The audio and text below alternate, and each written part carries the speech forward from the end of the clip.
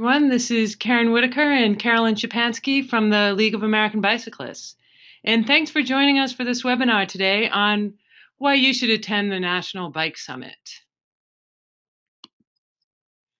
So the National Bike Summit, it's the largest annual gathering of bicycle advocacy advocates, and it's the largest bicycle advocacy event. And it's here in Washington, D.C. So we hope you can join us. For me, I gotta tell you, my first bike summit, I think my favorite part was that I had been emailing with people or heard their name or heard them on a webinar. And I actually got to come and meet them in person and make that connection and ask questions. And that was really great. It's also, if sometimes when you're struggling with an issue and you feel like you're the only one, it's great to come to a summit like this and get to share that experience and hear what other people are doing. It's also a time where we can, hear from some really inspirational people. We have Secretary Ray LaHood, who's been the best transportation secretary we've ever had in the U.S. for bicycling. And it was great to hear from him every year. And we're hoping to hear from his predecessor. On the other side, we have Veronica Davis, who was honored by the White House as a champion of change. And so not only did we get to hear her story, but then she was at the summit for the entire time. So you got to actually talk to her and ask questions. We also like to use the summit to share new data and new research. And this last year, we had some great data from interviews with congressional offices and what did they really think about the bicycling movement and the messages we were using. And so it was so great to have that data right before we went into the offices. And again, the researcher who did all this, he was at the summit and he basically held office hours. So if you had a specific question or didn't understand something, you actually had a chance to talk one-on-one with him. And you also get to hear about some of the great things happening around the country. Jason Roberts on your left, we've heard of pop-up shops. He does pop-up neighborhoods. And it's been an amazing tool to raise interest and awareness and political support for some of these other things. We also all struggle with how do we quantify the benefits of biking. And we had some great presentations that were really fun, but we're able to talk about how people have done it and how they've used that data. And finally, a lot of us, face opposition and opponents to putting in bike lanes and or some of the things we're doing. And this is a great opportunity to hear from people who've experienced that and have come through the other side and what's worked. This year at the summer, we're actually going to have a workshop on how to use humor and techniques from improv to help answer some of those critics. And it's also a great time to hear, what is going on in Congress and how does biking and the issues that we care about fit into that. If you've never been on a lobby visit, this is a great opportunity to do it because you get to join with a group of people and you can be as involved as you want to be. And it's also a time to talk to your member of Congress about your city and your neighborhood and what's going on and what you want to see.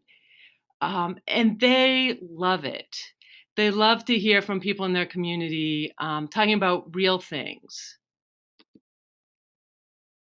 And of course, any biking event has to have a bike ride. On these bike lanes, this was something, I think, again, it was my first summer that Representative Blumenauer stood up there and said, we need a bike lane on Main Street, USA. We need one leading to the Capitol. And now it's there. And every year at the Bike Summit, we get to ride on it.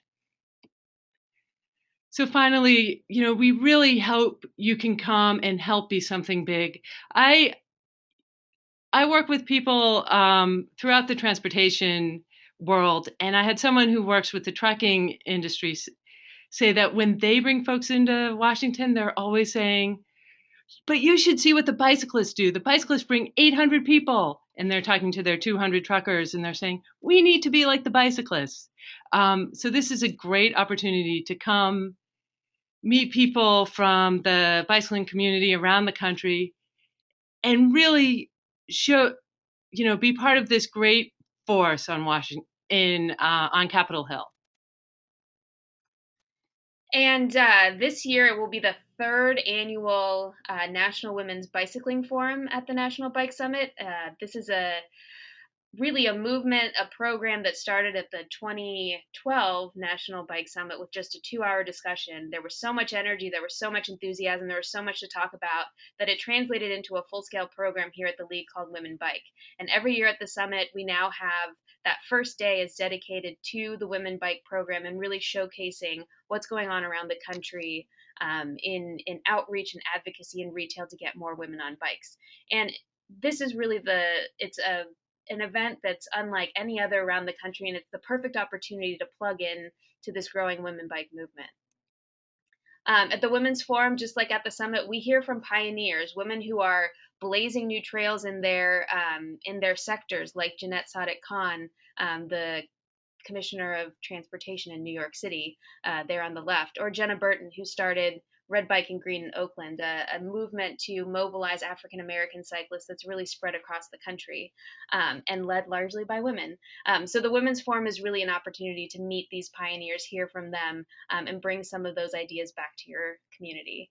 It's also an opportunity to really learn some of the initiatives and the ideas and the tactics and the strategies that are happening at the local level and the state level around getting more women on bikes, whether it's in a transportation context, whether it's in mountain biking or cyclocross. How are people getting women enthusiastic about bicycling in their communities? And those are ideas that can be shared, that can be translated, that can get more women riding in your community. And we share those types of ideas and initiatives at the Women's Forum.